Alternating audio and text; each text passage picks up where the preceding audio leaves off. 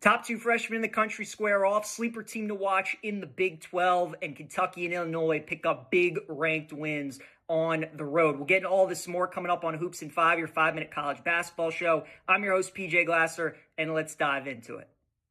Over the weekend, we had the top two projected picks in the NBA draft square off in Lawrence. We had Darren Peterson of Kansas, AJ Dybantsa of BYU. And in the first half, Peterson was showing everybody why they believe he's going to be the number one pick in the draft. He was terrific, three-point range, mid-range, he was doing it all. And then one of the plays of the entire season so far with this ferocious dunk with 2 minutes to go in the first half, it was all Kansas. They put up 53 points in the first 20 minutes. Second half, though, was a different story. BYU started to chip away, and Peterson ended up getting hurt again. And if you've been following Peterson, Kansas, college basketball this season, you know this has been the big story. He cannot consistently stay healthy.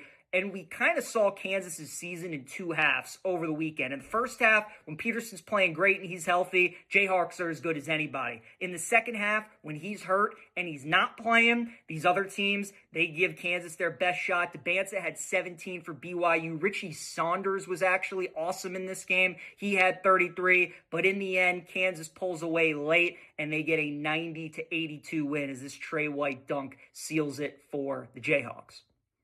Sticking in the Big 12, a sleeper team I would keep an eye out for. You know, everybody's talking Arizona, Kansas. They're talking BYU, Houston, Iowa State. But UCF is a team that I would keep an eye on. They improved to 17-4 on the season, 6-3 in Big 12 play, and they get a ranked win over Texas Tech, who's been playing as well as anybody in college basketball.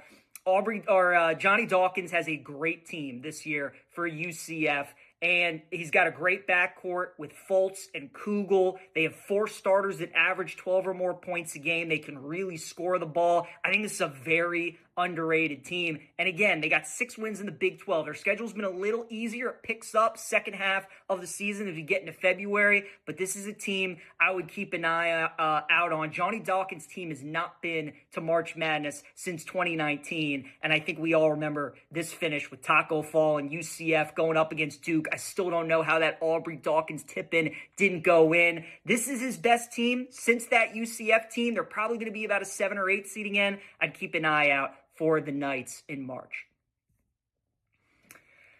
All right, another team to talk about is the Kentucky Wildcats. Mark Pope's team, it's just a roller coaster with Kentucky this entire season. As soon as you think you have them figured out and their season's getting ready to spiral on them, they have a big win. As soon as you're ready to believe in them, they have a terrible loss. Well, this was the good Kentucky on Saturday going up against John Calipari and Arkansas. They really controlled this game from start to finish. They jumped out to an early lead on Arkansas. Otega Oweh led the way with 24 points. He was great. Colin Chandler made some big plays as well. This was really a team effort for Kentucky. Arkansas made a furious comeback. They took the lead in the second half, but then Kentucky responded. They end up getting a monster road win in Fayetteville. We also had a top 10 matchup last night in Lincoln between Nebraska and Illinois. And the Illini continue to find ways to win without Kylan Boswell. We also saw Keaton Wagler with 46 in Mackey Arena last week against Purdue. He had 28 yesterday against Nebraska. He was terrific, but it was really everybody else. The Avicic brothers were great. Merkovich was really good. Everybody was making plays for Illinois. Their defense is what impressed me. Nebraska drilled 15 three-pointers, and Illinois was still able to win the game by 9 points on the road. If Illinois can play good defense, they have the best offense in the country. They're going to be a dangerous team. Nebraska, meanwhile, started the season 20-0, now 2 straight losses for the Cornhuskers. Some other scores we had from over the weekend: Arizona and Miami, Ohio remain unbeaten, and pretty much no upsets everywhere else. All the ranked teams won except for Texas Tech and Arkansas. Tonight for Big Monday, we got UNC hosting Syracuse, and Texas Tech takes on Kansas.